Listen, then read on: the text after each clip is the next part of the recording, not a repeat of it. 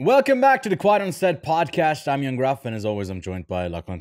On episode 191, the remakes and all remakes trailer just released, Nosferatu, and we have a quick check-in with the Acolyte. Looking forward to that. And then we both caught the third season of The Bear and In a Violent Nature. Lachlan, you caught up with some Studio Ghibli films that I'm really excited for you to share what you thought of them. And I caught the Rashida Jones-led Apple TV Plus show, Sunny, the Bikeriders, and rewatched a favorite film of mine. Finally, we're doing this next bit with a little bit of ASMR.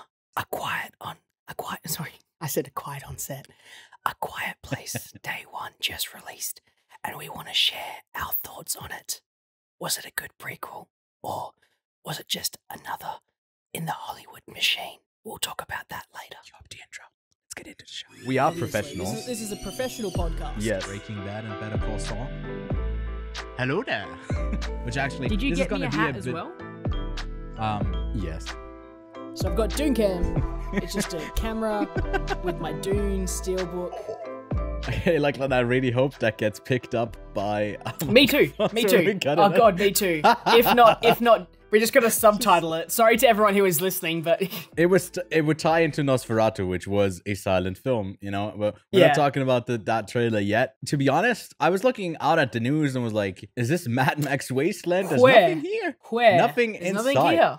Some Looney Tunes ass shit where like not a dust ball, but like one of those like things just rolls past. There's not much. We have a couple of quick news. Maybe we can get more into those. But Dune 3 has set a release date, December 18th, 2026. Currently, that's also the same day as a Star Wars film is scheduled to release. But I mean, they're switching release dates like they're switching directors. So I don't think this is actually something where they're going to stay. I feel like also Dune might not be exactly ready by then. They could just push it back another year. But yeah, what do you think about the next Dune coming out? I'd say, you know, it's 2.5 years off, but I'd say not too far from now. Like, it doesn't seem like a million miles away. Yeah, it doesn't seem like it's that far away, but it is still quite far away. What I will say is, I think that if Disney was smart, they would move Star Wars. Dune is a force to be reckoned with. It's only just been taken off as the #1 movie of the year for box office with Inside Out 2. So if you look at it, you have not a fairly new series, but at least in the filmscape, there's 3 major films and a TV series and yada, yada, yada. And that's Dune. But that's a force to be reckoned with right now, right? Where you have a major sci-fi franchise that's had dozen movies, a dozen TV shows, and is currently sitting at a pretty poorly received, at least with all the recent stuff, by its main major audience. Which one's going to be the better and more successful one? Shocker, it's going to be Dune. So Disney would be smart to move Star Wars out of the way, whether they pull it forward or push it back.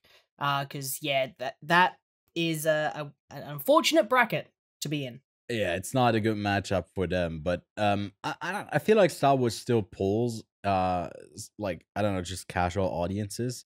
But we haven't gotten one in a while. So it's like hard to tell if it's just since COVID that they've kind of had like miss after miss after miss. And then late 2019 when they had the ending to the Skywalker saga, or like not the end of the Skywalker saga, because that's always going to return until the eternity of time, as long as Disney's in charge. Be assured of that. But yeah, to I guess that not quadrilogy, to those 9 movies, I guess. And yeah, trilogy. I don't know which one it is to like as well. Trilogy. Yeah, a trilogy. Yeah. Disney's innovating the trilogy in the of space. Trilogies. We need the tri-trilogy of trilogies. Yep. So I'm just coming up with words at this point. But yeah, we don't know which Star Wars film this is. I think they announced 3 of them. It's likely, I feel like the one that's the most they're on track is the one like that ties into Mandalorian and the Mandoverse stuff. Just if I had to guess, but yeah, I don't know which one this is. That's that. Then the Academy has added 480 new members, which usually includes past winners and nominees. And there's a long list that I can flash on screen right now. But yeah, anyone that stands out to you that you're really happy about, that would be so much work to do them like as you put them up, like sorry each. It's just a list. It's going to be a list. So put up expectations that I can't meet. But anything that anyone that you're like excited to see on this list, Lachlan? Let's see. Sandra Hüller. That's cool to see Sandra Hüller there. Yeah. Divine Joy. Oh, that's a good one to have. Yeah. Cognata. Yeah, he's good to have there. I'm happy about Celine Song. That's nice. Justine Trent. Oh, there we go. There's the duo. We got the whole, well, not the whole cast from Past Lives, but we got Celine Song, Teo Yo, and Greta Lee. So Jessica like the two leads, Alba. and yeah, Jessica. I was a bit surprised that Jessica Alba's in the mix of like, look at these recent just late to the Oscar party? nominees. I don't know. Well, she was in a movie that I watched. This I'll talk about it. I think very briefly later on, but. Maybe they were like, "Hey, she's got a Netflix movie, so she's got to vote in the Oscars, I guess." Oh, Jason Clarke! I thought he might already be in it. Yeah, that's pretty cool. I want to see the Fede Alvarez, as well, tackling the. Wait, no, that's not him. Who's tackling the? I'm mixing him up with the new Alien movie. Wait, no, it's him. It's him. Okay. I was about to say, like, I'm off there, but yeah, getting ahead of themselves with him there, and then was SS Rachumuli, was that the guy who did RRR? Yeah, okay, that's the director of RRR. So I feel like they're catching up with the last couple of years of nominees, and I think, well, we also just have a selection of the list. I'm sure that there's like a ton more. This is, I guess, just the directors and actors who are standing out, but 480 new members, mainly like people, I think, also from overseas, so not just states, expanding their members, and that's I'd say a pretty good thing. I feel like they rotate out of all the members as they're like, I guess, less relevant with the stuff that gets like acknowledged by the Oscars. And then lastly, Nobody 2 with Bob Odenkirk is set to release on August 15th, 2025. Timo Jajont is directing. I'll probably put it on screen, his name, because that wasn't right. But I felt like when that movie came out, Lachlan, that it was like pretty early on, Universal was like, okay, we're going to do another one of these, because it did like fairly well. It did well. And then it took a while, like, to I guess, for any news to come out of this, and now they're doing it. I think I liked the first one. I don't think it was like a main topic for us when it came out, but I can't remember what you made of it, or if you've even seen it. You've seen it. I had a great time with it. No, I had a great time with it, so I'm super keen. I thought it was because old mate had like a stroke or something. Oh, true. And I thought that's why they may have pushed it back a little bit. Because I'm trying to see his timeline, but I can't really. Wikipedia is just too dense. Needs to really summarize it for me. Why can't AI do this already? When did Bob Odenkirk have a stroke? I don't know. I'm not the AI. Don't ask me. Yeah, I feel like that could be interpreted the wrong way as well. So in July 27, 2001, hospitalized because he described a small heart attack on the 6th season of Better Call Saul. Oh yeah, we're still on Better Call Saul. That's true. So maybe that's why. Maybe you had to finish it. Yeah. But I mean, they're working on it now, and from the director, I'm not like too familiar what he's done before, but it seems like he's done a ton of action. Might be a good fit. The first one was fun. It didn't blow me away, but it was impressive to see him do stunts from someone who we maybe don't see like as a stunt guy. Yeah. Then we have a couple of trailers to look at. Lachlan, first up, Robert Zemeckis is back. Lachlan, quick off the cuff of the wait, off the cuff. Off the cuff? Is it off the cuff? No, it's not off the cuff anymore. I know, but I'm scared what you're about to ask me. Yeah, Lachlan, quick, name a couple of Robert Zemeckis films. Here, Back to the Future. All of them. Who Framed Roger Rabbit, right? What else? All of the ones from the 80s that were great. Exactly, and then since then, I guess he's had Forrest Gump. He has had Castaway, which I haven't caught up with myself, but then he's had The Polar Express, which was a pure showcase for... Don't. I like The Polar Express. Don't you fucking say anything bad about it. What about... Okay, then I guess let's go to Pinocchio. By the way, because I've been watching The Bear, I've been very aggressive towards people recently. I'm totally a Richie. God, he's a Richie. He's a Richie. Where's your suit then? I don't need the armor. It feels like, you know, with The Witches from 2020, with Pinocchio, he hasn't gone away from a lot of like computer animated stuff, like The Christmas Carol, all that type of stuff. And here, here. And here, I didn't mean to say that, but in here, he's doing an adaptation of a really big simple concept of a comic that basically sees like one corner of a room over millennia. You know, obviously it could be very artsy, but then in the hands of Robert Zemeckis, I'm like, this is probably going to be just like very much a computer showcase where you can see in the trailer there's like a lot of de-aging and stuff like that that's going on. And they also obviously prominently focus on Tom Hanks and those years, but I think in the actual panels there's 35 of them. There's a couple of years I think in like around the same time, and then it like spans way different, and it's also like told non-chronologically. It's just a nightmare to consider this being adapted into a movie, is what I'm trying to get at. And Lachlan, from the trailer, like, it probably didn't get that vibe because it doesn't seem as confusing, because there's some kind of something chronological that they're trying to maybe build to. But yeah, what did you think of it? The only thing I can think of is when I was hearing about this, how they were talking about how, you know, it came from the concept of cameras move and we get motion, and in this film the camera stays in one spot and we're just expected to enjoy what happens in this one little corner of the planet, right? And it's a cool concept, and it's probably going to come back to the same conversation with In a Violent Nature. And what I'd like to say is the unique thing about In a Violent Nature is how it comes from the perspective of the serial killer and how we follow them. And I think that's an interesting concept. It's slow, it's painful, but it has a really cool artistic tone to it. The problem is, spoiler alert for In a Violent Nature, it's not that fucking entertaining. When it comes to a film like this, we have got some really good talent in it. We've got, I just had it listed up here anyway. Tom Hanks? Tom Hanks. We've got... Paul Bettany. Where's it gone? Oh, start listening for me. Tom Hanks, Robert Wright, Paul Bettany, Kelly Riley, Robert Wright. Like, we have a masterclass of actors in this film, and that is going to be what carries the film. And if you don't have good performances, then you're not going to have much to hold on to, because you have no way of keeping the audience entertained with camera movement. So, yeah.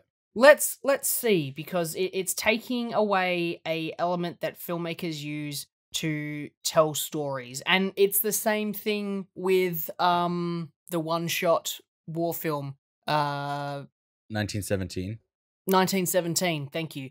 That was a interesting concept, but for me never had the emotional complexity that other war dramas have that make it a good war drama. Yeah. So whilst the one shot was really cool, I don't think it ever had the emotional stakes, because you couldn't cut it and edit it like a traditional war film or like a traditional scene to go back and forth between characters having a conversation and get that emotional depth. There is a literal reason we have extreme wides, close-ups, extreme close-ups, dolly shots, tilt shots, pan ups, pan downs. There are meaning to camera movements that help us portray feelings, and you're not going to have that in this film, and that's going to be very complex to navigate. But we have got someone who is good at directing people and good actors. Yeah, and he's someone who tries to break in some state, at least he tries to like break something. You know, if at least he tries. Is breaking. Yeah, he's trying. Yeah. I don't think as of recent it hasn't really worked, like in any sort of way. Like, he's made some pretty horrible movies, but in the 80s and even into the 90s, he's made some great stuff. So see, I think the thing is, it's not horrible movies. It's just aspects to it that don't end up making the whole image better. I think that in most of his films, you get fantastic direction for actors. And I think that for characters, they're mostly the best. Like, Flight, one of the best parts about that is Denzel Washington, by far. I don't think it's any of the extra flair to the film. I don't think it's the crashing scene, yada, yada, yada. In Castaway, it is Tom Hanks. In Polar Express, it is Tom Hanks. In like all of the characters. It is in Forrest Gump. Once again, it is Tom Hanks. I don't think when I think about, I don't think about any of the camera work or music when it comes to Forrest Gump. I think about the performance of Tom Hanks. So for me, and it's the same with Who Framed Roger Rabbit, like there's the animation stuff, but it's also the key storytelling performances. He can direct people, and that's the best part. So he has to really work his magic in this particular one.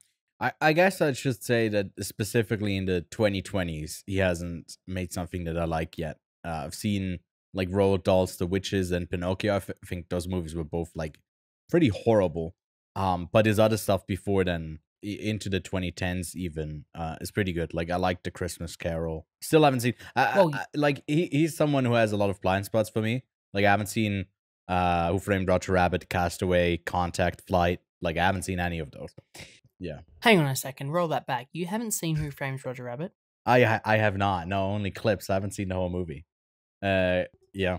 I don't know if it was never big here, but hey, it's on Disney Plus, and I'm leeching off you, so I might watch it soon. Give it a watch. Also, I didn't want to say, but I also haven't seen the Polar Express. I don't blame you. I don't blame you. I think I remember, like, it came out when I was 6. But yeah. I remember like seeing it in the theater. I was like, fuck no. this looks horrible. Yeah. But yeah, even then I was a hater.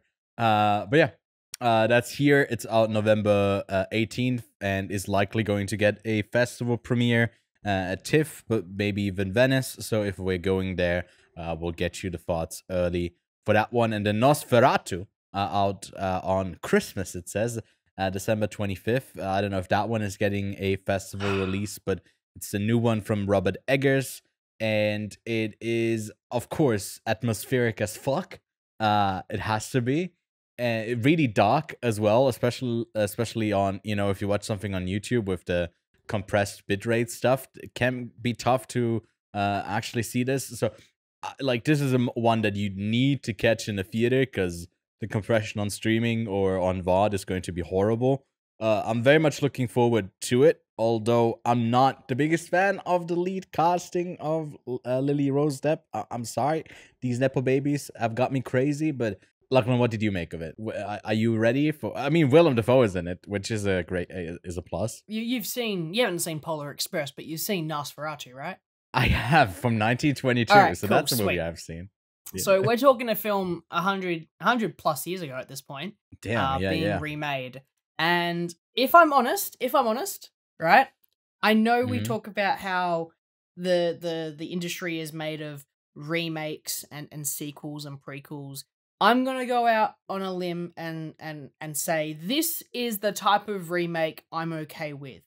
It's a modern retelling of a classic cinema story. I think I'm okay with this. I'm happy with this, to have all of the adaptations and to have it come from a director who is, at least from my viewing of him, extremely what's the word I'm looking for? Extremely inspired by German expressionism. He is extremely inspired by the harsh lighting, the really sharp contrast or really dark contrast that he has in his imagery. He is a fantastic visual director, and to have a film that people study for its visual storytelling to come from someone like Robert Eggers, I think is a fantastic idea. I don't think he's had a miss yet. Incredible filmography so far. I mean, it's only his 4th movie, but it feels like he has already like planted I was about to say his seed. His tree is like which would be fitting for Robert Eggers in the type of movies he makes. God damn. I don't know if I would even consider this. Is it like an actual remake of the silent film, or is it just like an adaptation of the story of Nosferatu, which I believe was also a reaction of all the while this still wasn't copyright, they had to make a different kind of story about Dracula, which they weren't allowed to do, so they created something similar, which was Nosferatu, and that's like the origin story for this like the cinematic history of Nosferatu. Succumb to the darkness, it says in the tagline. I mean, I'm in. If this is not like like Francis Ford Coppola's Bram Stoker's Dracula, that Dracula movie was just a bit all over the place and very over the top. I feel like Robert Eggers is going to have, like, when he says succumb to the darkness, there's like actually going to be darkness in there, and that's sick. Like this could be very good. What had me again reluctant was some of the scenes that were shown with Lily Rose Depp. I just can't see it. It's like, why? And maybe it will take me out of it. I hope it doesn't. I mean, the rest of the cast: Nicholas Hoult, Willem Dafoe, Bill Skarsgård, Aaron Taylor Johnson, Emma Corrin is also great. The rest of them doesn't have me worried. I'm just not seeing the lead so far, but I'm very happy to be like incredibly wrong about this. But I hope she doesn't drag the film down. Is what I'm saying. Anything else on Nosferatu, or are we just keenly waiting in the darkness until we're ready to go to the keenly theater? Waiting until I can see it. And then, I mean, same goes for Mark Wahlberg's next film, together with Mel Gibson, where he clearly has actually shaved his head for the role. We can clearly see that that's not horrible makeup, but in Flight Risk, he, I guess, doesn't get to live out his fantasy about stopping 9/11. Where you could say that if he were on the plane, he could have done something. Don't you know that quote that he said, like, if he were on the plane, he could have done something. It would have gone differently or something like that. Mark Wahlberg said that? Yeah, no. Type it into Google. Mark Wahlberg 9/11 quote. You got something real funny. Yeah, if I was on that plane with my kids, it wouldn't have went down like it did. There would have been a lot of blood in the first class cabin, and then me saying, "Okay, we're going to land somewhere safely. Don't worry." It's like very good. That's that's something. Yeah, that is something that he said. So yeah, Flight Risk. I guess he's on the other side of it because he's a hitman. I think so. Yeah, at least they say that he's a hitman. Like, I'm ready for a twist there. That it's like something. Yeah. That something interesting is happening there. They're hijacking a plane, or he's hijacking a plane. There's only 3 of them in there. I assume most of it is going to be like a bottle type-ish setting, that they're only going to be in that plane. And then maybe some shots from like flashback to contextualize what's going on. But yeah, like, this was just for the fun of it, because I wanted to talk about Marky Mark, but Marky Mark in a plane, which is always a nice combination, and Mel Gibson, directing, the two unlikely heroes reuniting. Or it feels like they've made a movie before. Don't fact check that, but they probably made a movie together before. What did you think? Like, ready on October 18th to go see this one? Yeah, I'll be first in line. Tickets pre-ordered. Maybe you come crashing in. Maybe this is the ultimate plane movie. You know?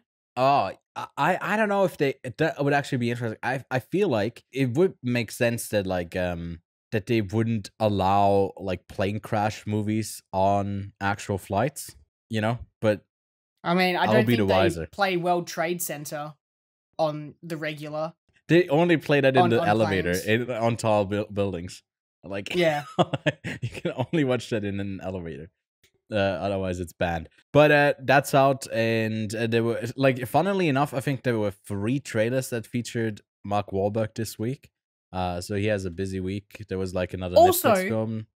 This is the strangest movie for Mel Gibson to make. Like, Mel Gibson, the director of Braveheart, Passion of the Christ, Apocalypto, Hacksaw Ridge, and now Flight Risk. He's completely changed his MO. Like, it's not really like a grand scale. Like, Hacksaw Ridge was still pretty big, and all those other films are big scale films. So maybe they're gonna fly into a war-torn country, and there's gonna be like a plane crash during a big battle or something. I have no idea. But it seems very small scale for Mr. Gibson. But that's just my little thoughts. I feel like he probably doesn't have the easiest job of getting money to finance a film with like all of his anti-Semitism and all that. It's probably not great the most news. Popular person. The writer has written one thing.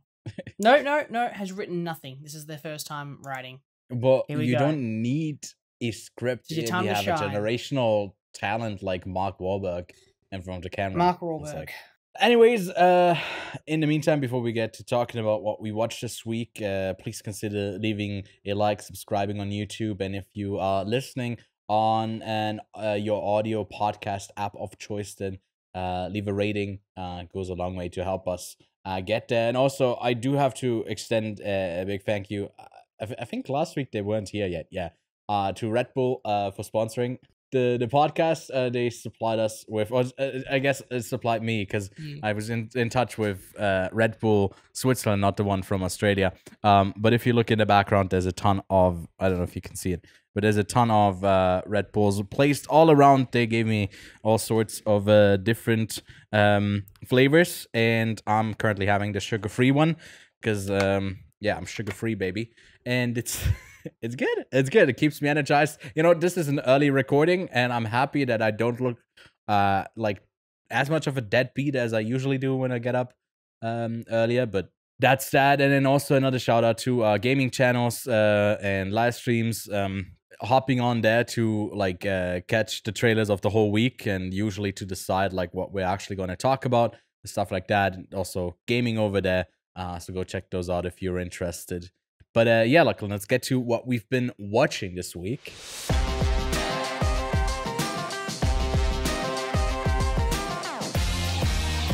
And there's some stuff, like, where do you want to start? With the slasher? Let's go in the order. Let's go in the order. Okay, I like it. It's TV show, movie, TV show. So, yeah, we talked, I think weekly now, about The Acolyte. The 4th episode ended on a bit of a cliffhanger right before we get into a bit of fighting with that Sith that you were quite keen to see, like, actually fight, because the Sith looks cool. After episode 5, Lachlan, do you still think the Sith character is cool, or has he lost some of his edge? I actually think it's still a pretty decent villain. If I'm honest, the best episode so far this season has been this previous episode. Agreed. I think that which sucks that you have to sit through 4 episodes of slop to get to a decent episode is not how it should be done, but I think that the reveal of the Sith Lord and all of the dialogue back and forth was extremely engaging and extremely menacing, and I think that was super exciting. Unfortunately, it does break some canon of Sith being extinct for a couple thousand years, at least from the memory of the Jedi. Now, whether or not the information of this Sith gets out, we'll see, but you know, there's tremblings here of Sith that go through the Jedi Temple, and unfortunately, it breaks the whole understanding that there's Sith back to life in the prequel series. So, hey, let's ignore that for a hot second here and just focus on the TV show being given at hand. I can't remember what it was, but I know there's a particular franchise that has a person who is dedicated just to making sure nothing breaks law, so everything makes sense. And I think that every big series like Star Wars or Lord of the Rings or whatever they do when it comes to a multi-platform story narrative that they're telling, because obviously they tell stories from video games, TV shows, movies, novels, you name it, it's all there. Someone needs to kind of keep it all in check. But anyway, I liked the villain. I really did. And I think that the villain didn't do too much to be, you know, villainy. And I think that if we compare it to previous Disney Plus villain Star Wars TV show villains, then it's so far like one of the better ones, even though you could kind of call who the villain was from a mile away. I still think that it was exciting, but what did you think? Again, I don't think the reveal was anything surprising, but what had me intrigued that he was actually killing some of our like named characters. Now, if they're actually dead, you never know, but it feels like he killed like obviously spoilers here, but he killed Daphne Keane, like her character. Jackie? I don't actually know that character's name. I just know the actors. Sorry, I'm not that invested in the series, I gotta say. And then he killed the other guy, shirtless guy. He snaps his neck, I think. Yeah, Yord. Yeah. That's I don't know the actor's Sure, name. I got you, just know bro. that he Don't was worry, I got you, shirtless in bro. one of them. And yeah, Soul is the one left standing, and it feels quite brutal. And I'm wondering, okay, where does it go then? And then the like fight scenes are actually like they were quite engaging. I found the dialogue still painful, and also some of the moments where like someone gets stunned, it felt like so much like needs to happen. So there's individual moments like, ooh, you're passed out now. Okay, I'm coming back to. And then like it does that for like 3 characters in like the span of 5 minutes. I'm like, I don't know. That's not great writing in the setup of where everyone is. And it feels very lazy where it jumps and jumps around in this location and also a bit in time. I felt like it lost a lot of its momentum that it had going into the episode from episode 4. And once the fighting is done and they want to have the moments, they kind of butcher the moments to me. So ultimately, I don't think it comes out as like a good episode at the end. I feel like some of the action was quite fun, but then towards the end, I'm like, okay, we're back to whatever this is. I don't know what they actually like trying to go for. Do you know like how many episodes more we're getting? Is this like an 8-episode show? It's not 6 episodes, right? So yeah, they got like 3 more, and then is this also Yudomo and Foam Person? Is this supposed to be like a continued series, or is it a mini series? I don't believe so. I don't think this narrative can take place over a second season. I think that it would be dragging out the narrative too long. I also think that it's probably going to be cancelled by Disney due to all of the negative backlash it's received from Star Wars fans. I think that they can wrap up the narrative very well. I think they should also not let whoever did this do Star Wars ever again. I'm sorry, but whoever wrote this seriously needs to check what they're writing, because in the end of this episode, you have May cutting their hair so that it's short, like Oshi's, to disguise themselves as May, but has a big white like mark on her head from when she was younger. No, that the differentiates show herself. works when you consider everyone is fucking stupid. Like that, it works. Like also, don't of course, maybe that's something that is later on, but don't they sense when someone has the Force? Hey man, I don't know how the Force works. Don't try to explain it, just feel it. I thought that was something that they could sense or sense each other. They don't sense the Sith, which okay, maybe like that's doesn't need to be, but then not sensing each other feels a bit odd. But maybe the connection between May and whatever, what's her name, Oshi. Oshi. I keep saying Oshi. Yeah, Oshi. But yeah, that he doesn't check it there doesn't make Soul for the most compelling lead character, when I feel like everyone has kind of made dumb decisions so far. Even down to the Sith guy. It's like, what is he doing? And then his whole thing is like, I want a pupil, and that's why like I do all of this. So it's like, it's not there. It's just but that's the Acolyte. We'll finish it. I feel like this episode was another bigger one. We might actually wait to talk about the whole series. Unless there's like another bigger episode. I don't think we need to bring it up each week anymore. But this was another big one. So then we got to check out In a Violent Nature. It's out on VOD right now. A really bloody, brutal. It is a slasher, but told from the perspective of the killer that's kind of resurrected, as a bunch of kids take a necklace that belonged to his mother, and then he's just going on a killing rampage. And we will hopefully, if all goes right and we don't get killed in between, we will have a separate review for it where we maybe go into detail a bit more. We were both, I think, kind of expecting a bit more out of this one, where the concept of following someone the whole time, note that, is super intriguing to me, because you could get really artistic with it on like not actually being focused about the story from the people he's about to kill, of like how much he actually knows and how much he hears and whatever. But then it doesn't really do that, because it gives us a couple of moments where the camera is not with him, And I would have loved something as weird as something like Sasquatch Sunset, where you fully dedicate to the bit, and it doesn't really. So it's like caught somewhere in between this somewhat normalish slasher with extra brutal kills and this atmospheric walking simulator type-ish game vibe that it's got going for it. But yeah, Lachlan, what did you make of it?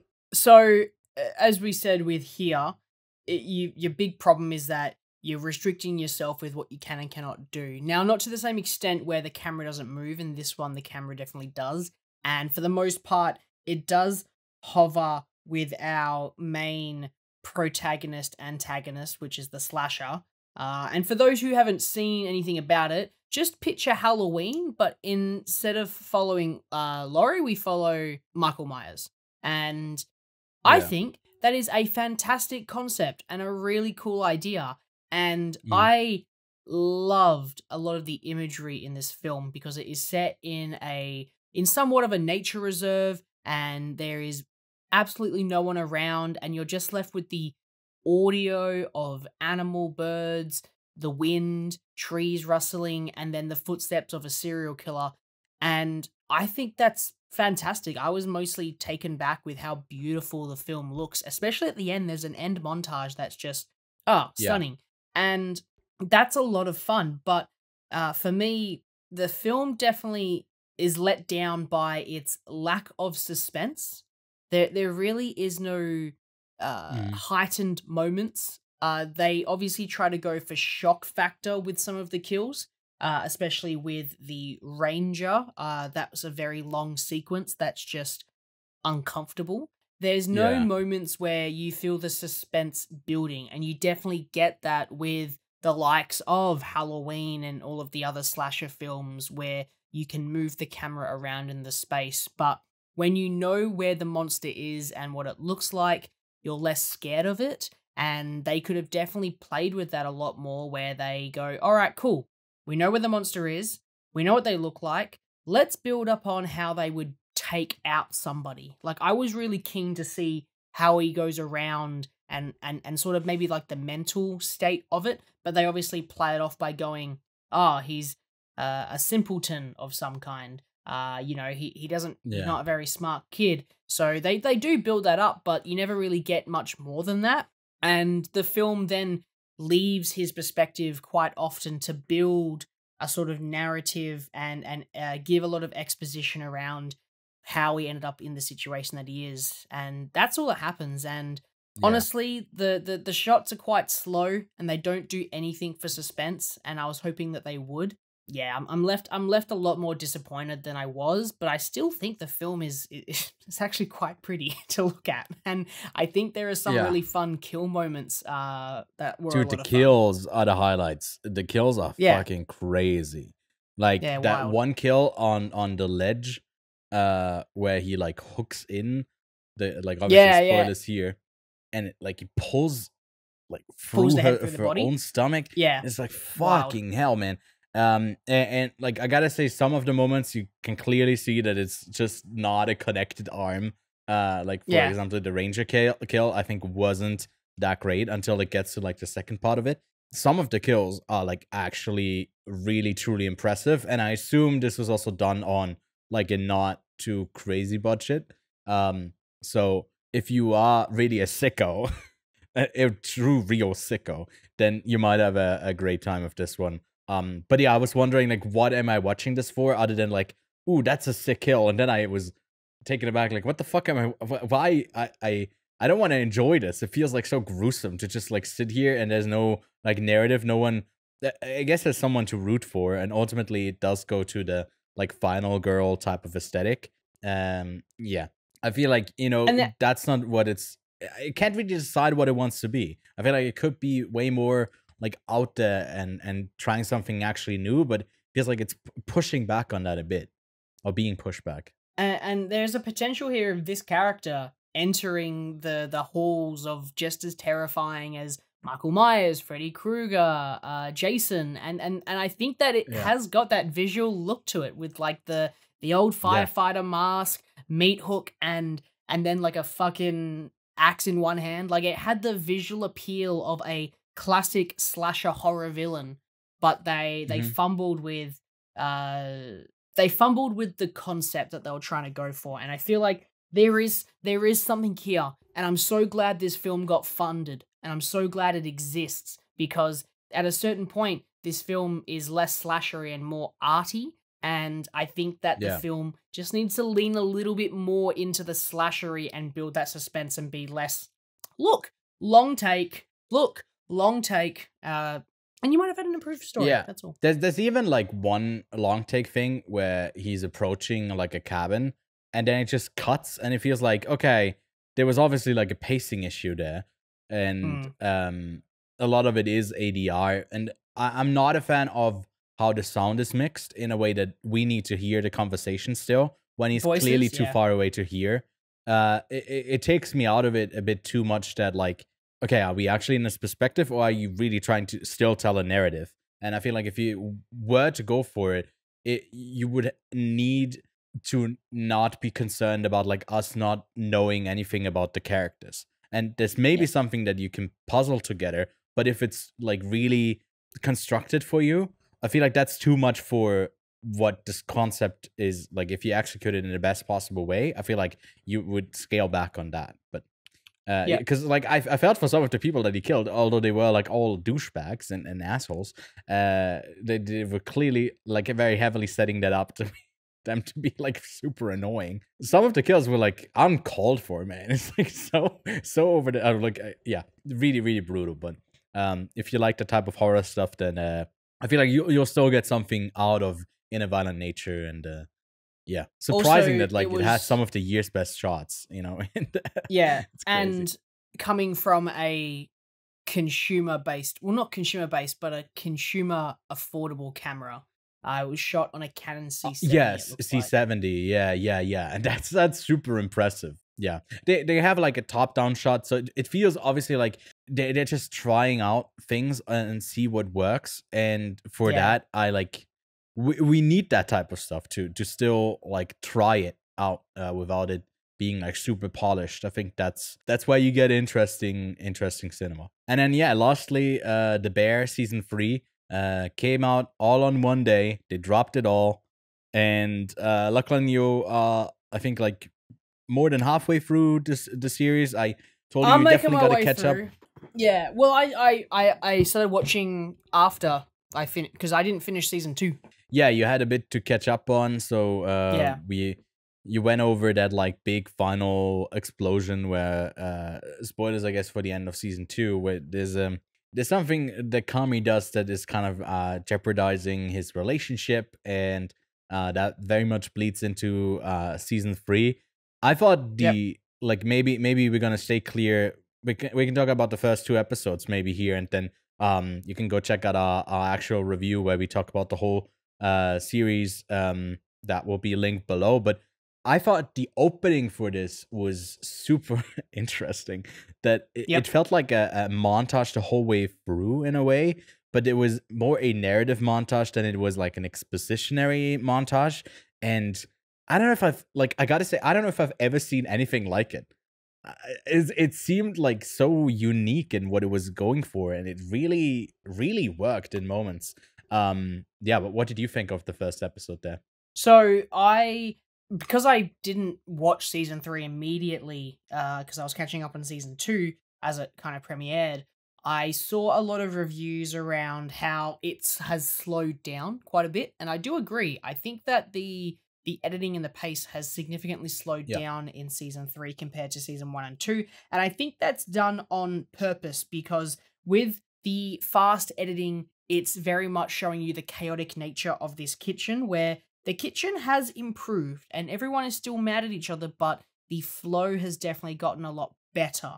And I think that it's done very well. And I think that for the opening of this season, opening it with a very slow pace and building up that sort of anxiety that it always presents to you, it is a fantastic reintroduction into the world, instead of just throwing us straight back into this chaotic nature that they know that we're waiting to see again, waiting a few episodes to really get into it. And I think that's a really smart way of doing it. It feels like this is as weird as it is, because Carmi is obviously the lead character, but it feels like we are getting a Carmi episode. And it is like what is really impressive about the second season of The Bear is that it was able to take the steps outside to give us a more an episode focused on Marcus, an episode focused on Sydney, or what was the third one? There was another. Oh, well, I guess on Cousin. It can do that because its cast is great, and also the characters within it are great, and I feel like it makes the whole show better because you can look around the room in every single scene and you can feel kind of what they're feeling, but all of those emotions easily can read their faces. And that's just truly impressive because a show can kind of do that way more than a movie can to build and build and build on those characters. But it doesn't really build it for the narrative's sake to like get to somewhere big. It's always just about, like, as dumb as it sounds, about life and about people. Ultimately, it doesn't feel like it's that much about getting somewhere other than like being content and being successful, but within your own framework of being successful, but in also kind of questioning what is success for you, or what are the outside pressures of what Carmi feels, what he has to come by, and how broken he was from his last job. And I can tell you, without spoiling, that's going to be like one core theme from the whole season, and it's also going to end on that point where like Carmi is in that place of like how am I functioning? Yeah, I was just blown away and really impressed by the show from beginning to end. To me, which is rare. The second episode, I really liked the first one, gave that like a 9 out of 10.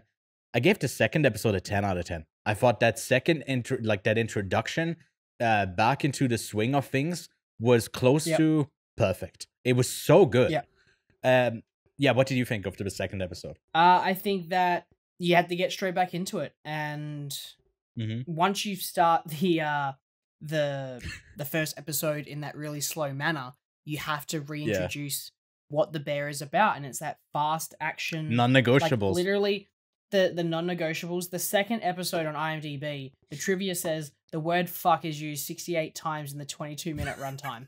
And it's like, there's a great example of what you kind of want. And it's just, oh man, it's also such a funny episode as well. Like, you're just laughing at the ridiculousness, at the children that are in this kitchen. Because they are essentially just acting like children at this point. And you've grown with them through 2 seasons, especially from the likes of Richie, who has grown especially in the past season. He now understands what it means to be when you work at a world-class kitchen. He now knows what the standard is, but his standard is different from Kami's standards, and Kami's standards are different from Sydney's standards, and now you've got this head-to-head. Everyone's on the same level here at this point now, and now it's just hitting heads with each other, not in regards to class status, but in regards to how they want to run this establishment, which has always been the case, but it's a lot more prominent now. Yeah, it feels like, everyone is kind of pulling on the same thing, kinda, tugging on the same thing to like get something moving, but because they all have like their own ideas of what the focus should be, it still feels like a tug of war to actually like what actually needs to be the focus. And like, it's also not presented in any sort of way that you could say like this is wrong or this is right. You can really see why everyone has their perspective and it does make sense to them, although you're kind of like questioning the decisions as well, like especially Carmen's, if it does make sense to what he wants to do, as crazy as like switching up the menu every night and stuff like that. And later on in the series, you're going to get the shortcomings of that as well. Like, is it actually helpful? Is it running it into gun? Is it worth it for what their ultimate goal is? And I think the series in the second half of it, just to give you a bit of a preview, does get a bit weaker. It's still like really good, but I was a bit worn down by the forced comedic bits that they weave in with the Fact brothers.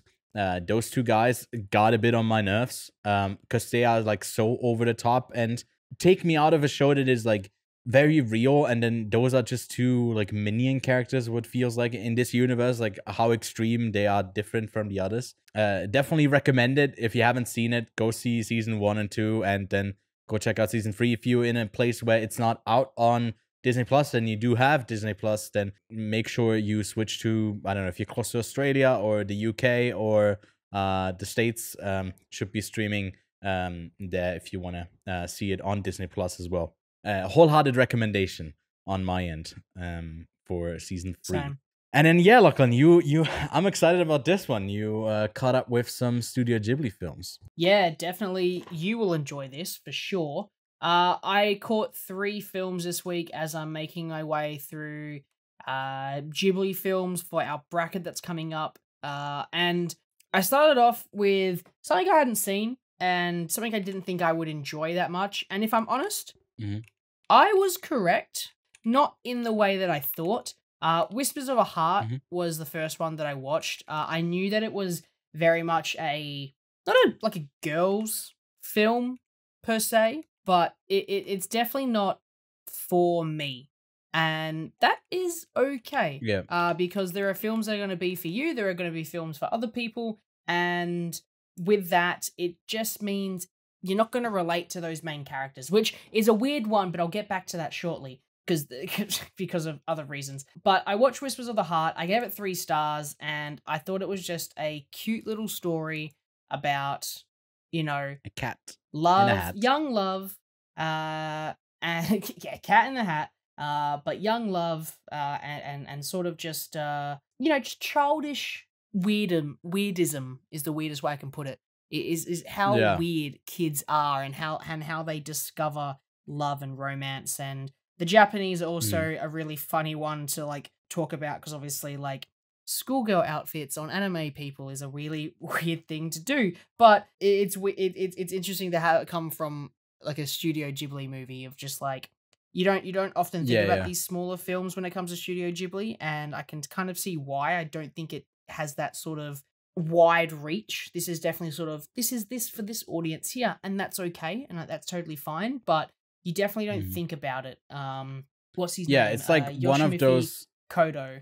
Yeah, and that's his only like Studio Ghibli credit. And then the sequel to this, The Cat Returns, is also done by someone else who has done this, and I think they also did Golden Boy, which is interesting because he was part of Golden Boy. Because if you haven't seen Golden Boy, it's more like a comedy anime, and it's pretty funny. But like those two are like feel like they're outside of the canon of Ghibli. Not really what you consider that, and from Up on Poppy Hill, I think as well. And then I watched a Miyazaki movie, Kiki's Delivery Service, which I know that you're very excited for me to talk about.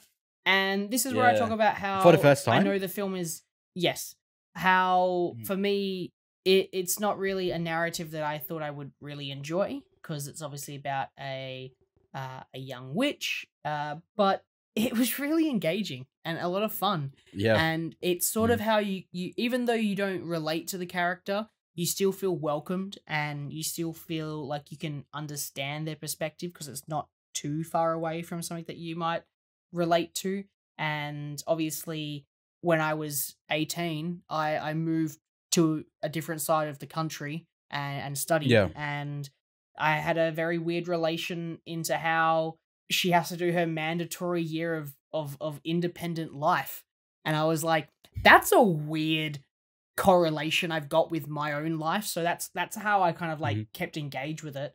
But I thought it was fun, enjoyable, like nothing too high stakes, but that's what I enjoyed about it. I never really felt like anything was ever going to go south for Kiki at all. Yeah, I thought it was pretty beautiful. Like, it's one of the most colorful Studio Ghibli movies I can remember, except for like maybe like Boy and the Heron, which I think is very vibrant, but that's obviously modern technology there. But for this one, to be, what is it, 89? Yeah, 89. To be so vibrant and colorful is just a nice little thing.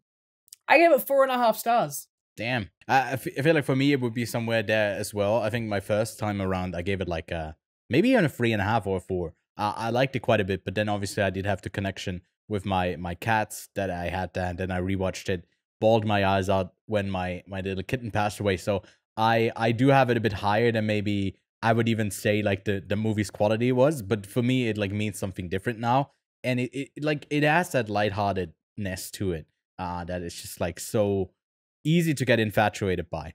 So yeah, it's a great one. But the last and one, then the last, I'm interested. The last one I watched. Did it get tears out of you? Did it get tears out of you? That's all I want to know. Like, you're weeping like a little boy?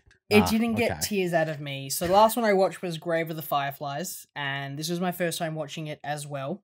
Grave of the Fireflies was something I've obviously heard about, and it's a great example of how no matter even if you've had sort of narrative spoiled, you can still enjoy the narrative quite a bit, and that is a testament to filmmaking, and that is a testament to the filmmakers in this film, because even though I knew ultimately what would happen to these characters, I was still taken on a journey that was emotionally wrecking. And it also goes in line with what I've said in the past, where sometimes you have to be in a different or certain state of mind to watch particular movies, and you'll react to them differently.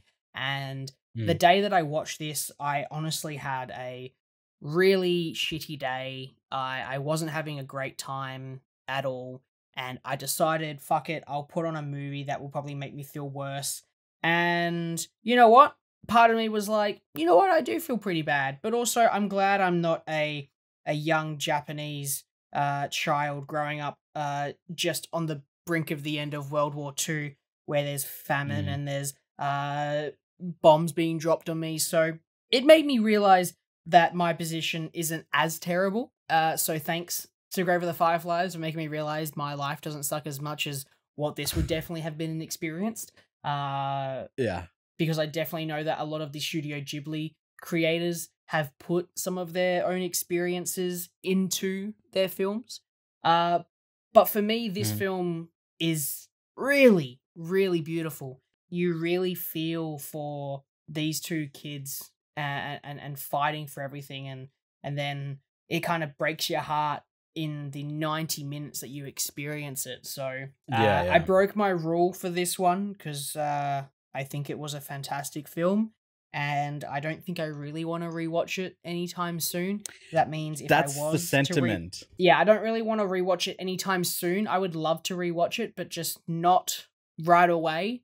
And as I said, I usually don't give 5-star ratings out straight away so that I can give it on the rewatch to make sure that it's got that rewatch value.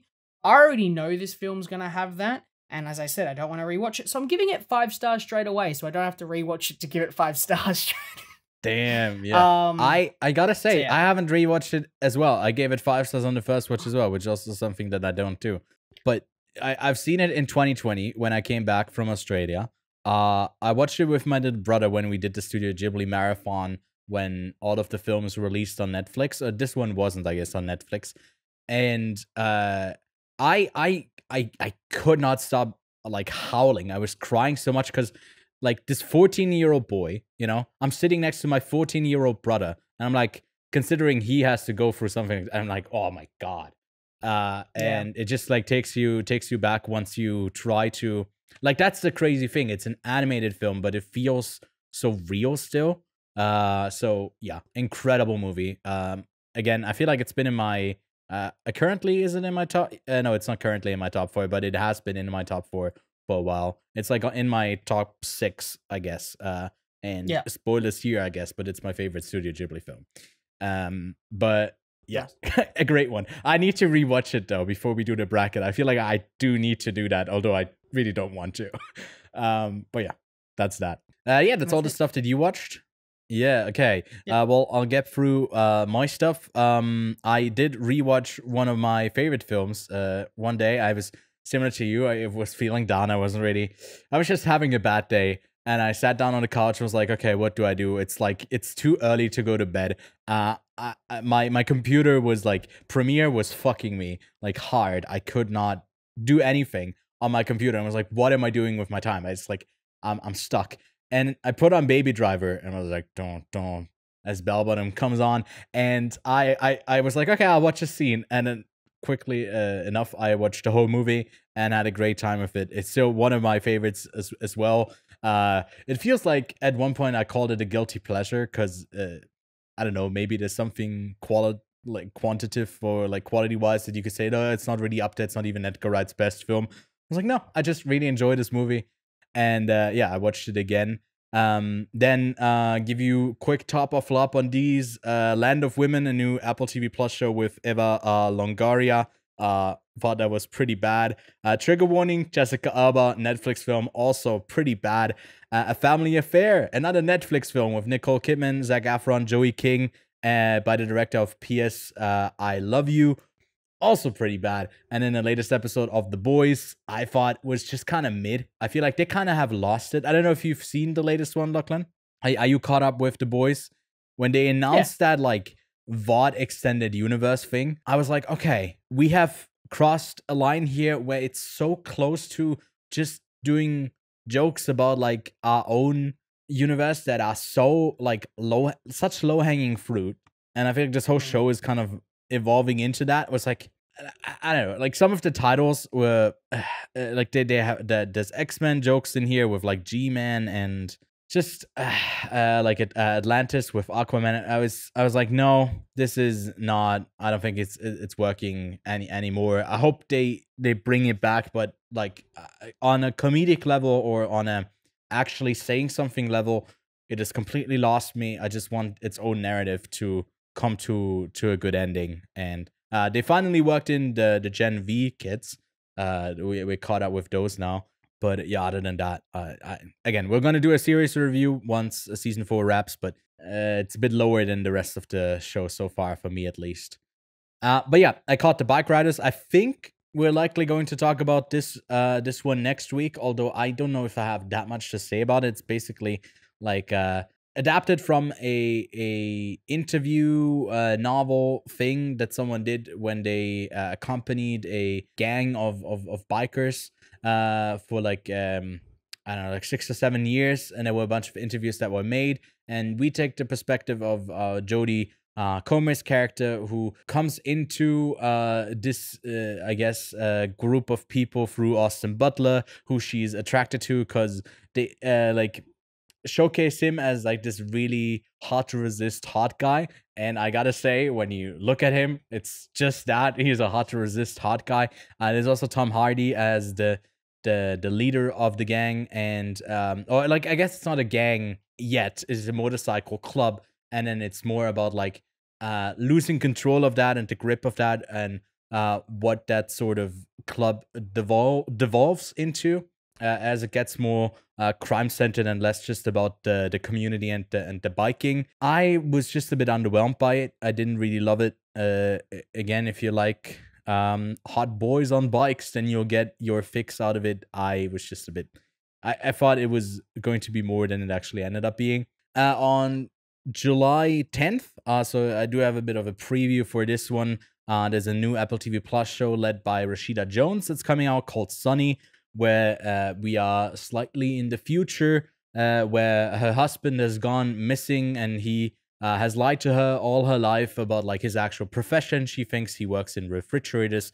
Turns out he actually is working with technology, making these service robots, and then the service robot Sunny turns up instructed by him to take care of her, and she really is someone who doesn't like people, and she's hating a bunch on everything around her, including this robot Sunny.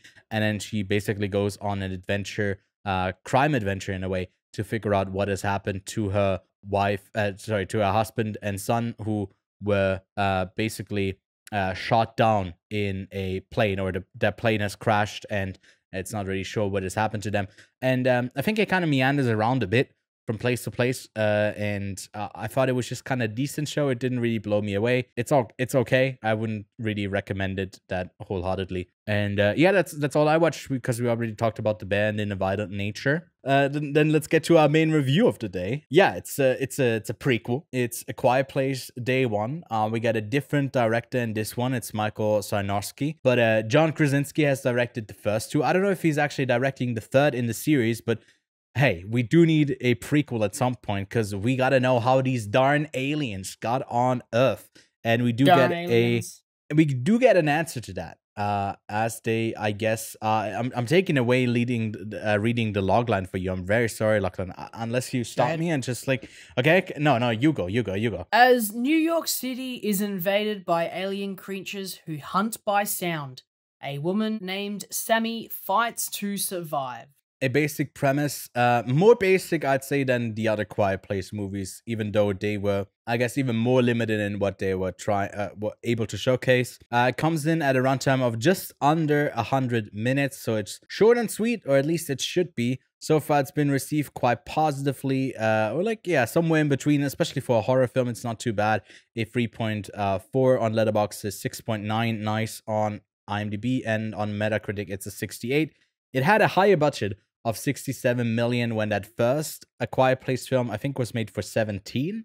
So obviously there's more to do. As you are in New York City, there's explosions and a lot of destruction happening, so it makes sense that this one had a higher budget. Again, like I said, it comes from the director of Pig, which was a movie that we both quite enjoyed, and interesting to see him be tackled for this. I feel like it's similar to when I guess Lee Isaac Chung is going to be doing the Twisters movie when he did Minari just before. Just interesting casting choice, casting choices for directors there. I wasn't really looking forward to this one as much, just because the trailers didn't really intrigue me like that much, because it seemed more like an action film than it was a horror film. I was surprised then that it doesn't, like, there's not that much action in it. Still, but then also there's not much that much characterization. It's just that Lupita Nyong'o, who's the lead, is someone who's really good at working with an expression alone without words. I feel like she really shines in that. Yeah, Lachlan, what did you make of it? Did you have a good time, entertained? How was the sound in the cinema? I hate doing this, but I went to gold class for this one, as Tanika wanted to see it. So I went to gold class, sat back, enjoyed it, had some nice little nibbles that came out. Just want everyone to know, I made a terrible decision. I ordered corn chips and guacamole. So I was the dickhead. Yeah, I was the dickhead that had a really loud chewing sound during this film. Anyway, I should have learnt my mistakes from the previous Quiet film movies, but anyway, here we are. So, here we are.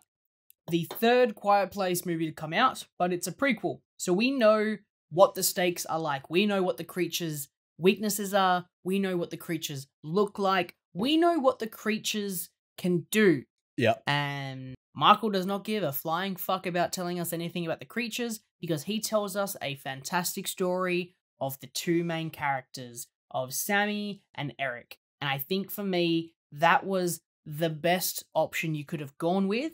And on top of that, you make those characters the complete opposite of the characters we had in the past, right? We have had families, which means there is a reason for them to fight. They have to protect their kids or protect their siblings. They have a reason to fight. These people don't have any families here. And Sammy, our main character, has terminal cancer, which means she's gonna die anyway. So she has no reason to fight, no reason to keep going. That gives Eric, this person who also has no family, a reason to fight, because Sammy's been given this terrible card she's been dealt, and he's just there to kind of cheer her up and make her feel good. And you talk about how Lupita's face is really good at just giving you emotion, right? Without saying much.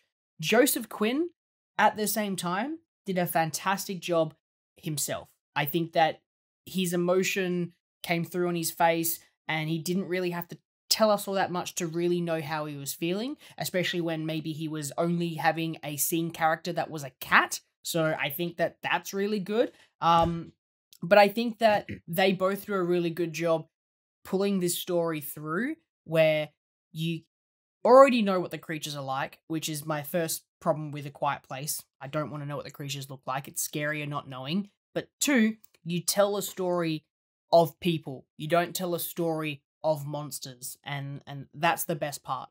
Yeah. To me, I never really got warm with those two characters. Like actually caring for this struggle. I don't know what it was, but I was never like that invested as I was with, I guess, with the family, because the stakes felt higher. And I was also loved the suspense way more when it was smaller, and I don't know. This to me was more blockbuster, with having an indie like a smaller director who is then also concerned with having interesting characters in there. Like it felt way more like that than the other way around, where like it's interesting characters and it happens to be a big movie as well. And maybe that's going to be switched the other way around for other people, but I didn't get much out of it. I was also a bit surprised how early Ruben, Alex Wolf's character, just like dies, pretty randomly. I gotta say, like, to me, obviously it's like, I don't know. And then it's just these two. Obviously, it has a cat, so I like it a bit more. But I gotta say, I don't know. I was a bit bored with this one. I gotta say, I don't know. It wasn't really doing it for me. Would you say it's because you already know how the world works because of the other two films? In the other two films, we have characters that you sign, because then we get conversations. With this, you don't have a lot of that. You have a lot of whispering when there's background sound, or very little dialogue at all. Yeah. But we're retreading the same ground, where we already know you shouldn't be wearing shoes, first of all. No shoes, Yeah. especially No Converse, shoes. they squeak. You shouldn't be eating wrappers or tins, right? But they're learning all of these things for the first time, which is your problem with a sequel prequel that has already got two films, is that we've already learnt the rules, but now we're having to relearn that, and we're retreading ground that could be used elsewhere. And I think that they Yeah. don't do a lot of that, which is great, but they do enough to build the suspense with the monsters themselves. Yeah, they're not concerned about like you said, where the monsters are coming from, why they're here, what they're doing, Yeah. which maybe another prequel would be concerned about, and it would be like very exposition heavy. This is not that at all. I feel like that's one of its strengths. But then I just ended up not really caring, because a lot of the like, there was just like the sheer amount of the monsters there. Like you said, when you see the monster, it takes something away, and the sheer amount of them, and them still getting out of it, which seems so impossible without showing like each of the moments how they escape. Sometimes they're just being chased, and then they just like at another place, and they are somewhat have made distance between each other, and it never felt like that when they are closing in the first two films.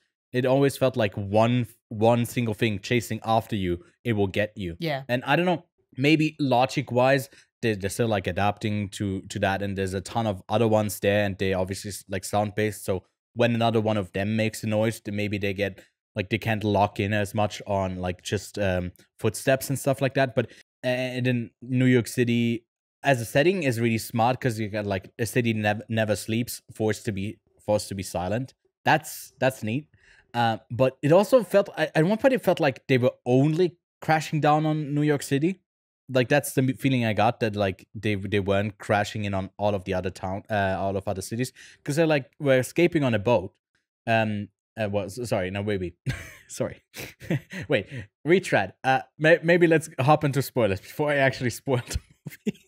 If you haven't seen it, for me, it's like, I don't know. It feels like you can skip it. To me, it's not an essential watch for the Quiet Place universe, but Lachlan, I feel like you'll recommend it to people. Yeah, for sure. Yeah, spoilers. At the end there, they tucker off on a boat. And obviously, like in light of, you know, this not ending anytime soon, and the military not being successful in stopping them, you know, the naive ending of like, oh, you're safe now, ends on a happy note for those two characters. But it felt like the military is coming in, and it's not like an issue outside of outside of just New York City.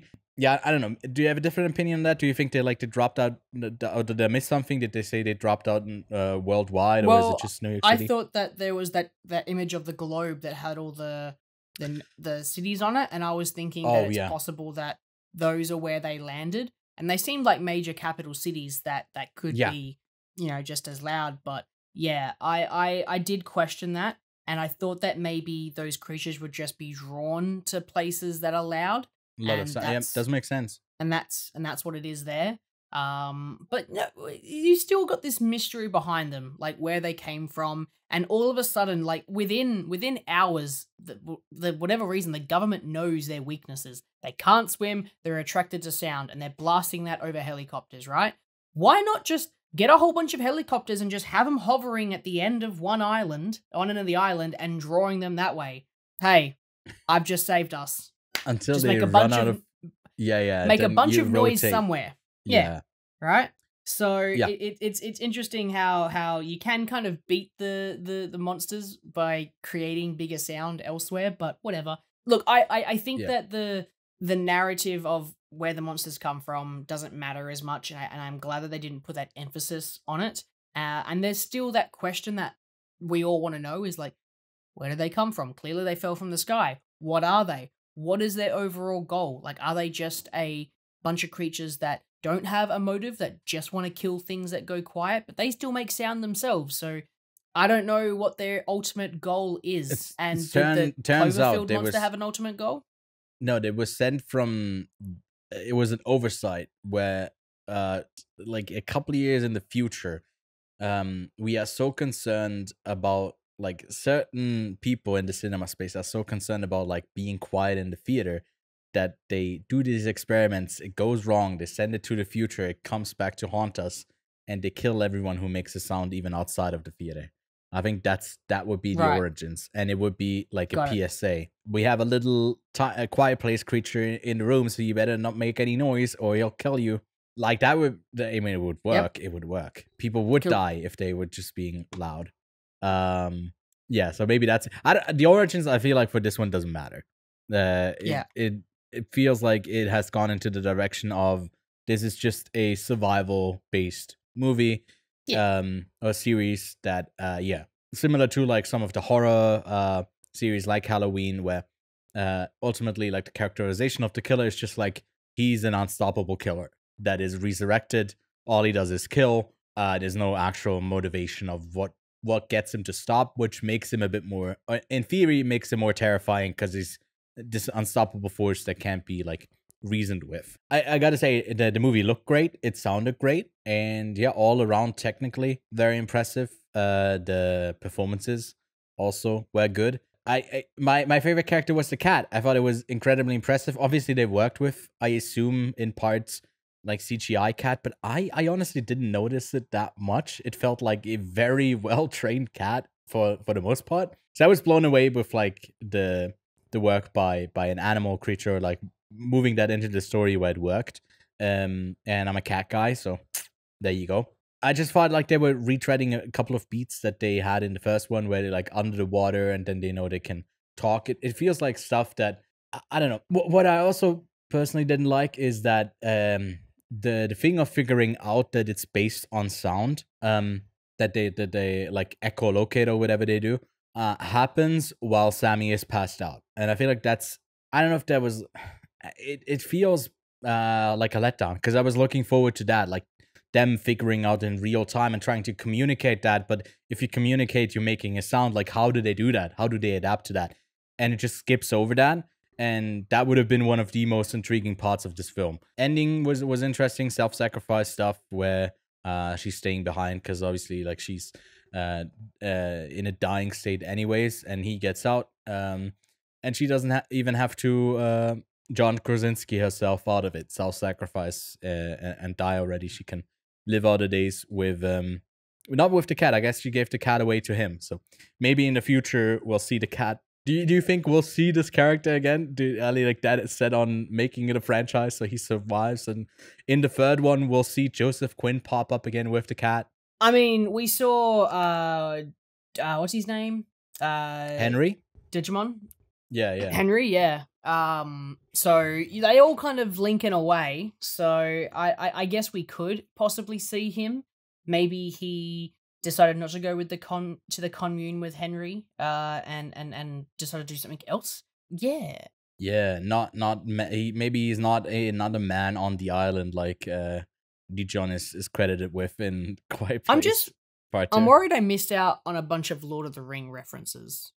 in this movie. I don't know if, They're if just having it Frodo and having Sam. it being Frodo and Sam. I'm not sure if that was just like the only one, and I'm worried that I might have missed out on others throughout the film. But yeah, that would be for the rewatching stuff. Which, by the way, Frodo was the name of the cat, and Sam, the titular character. Yeah, and the main character, and they go on a journey, which is a neat little reference that doesn't get rubbed in too much in your face. I was like, did you get that? Did you get that we made that? Like, that's... Did you guys get the Lord of the Rings joke? Yeah. Exactly. So that's nice, because I got it, and I was like, cool. Very cool. Yeah, ratings-wise, I'm like at a 3 out of 5 for this one. It's a strong 3, though, you know, but yeah, not very passionate about it. I'm more passionate about it, which is why I give it 3.5. I think that it's a really good prequel. Like, really good. Yep. Speaking of prequels, double feature, do you have anything that's prequel-wise that you would tie to day one, or are you going into a different direction? No, I'm going in a different direction. I'm going Sound of Metal as a double feature. So, hey, why not watch a movie where there's a lot of sound and then you don't have sound? Great transition. Great performances as well. Great performance. Agreed.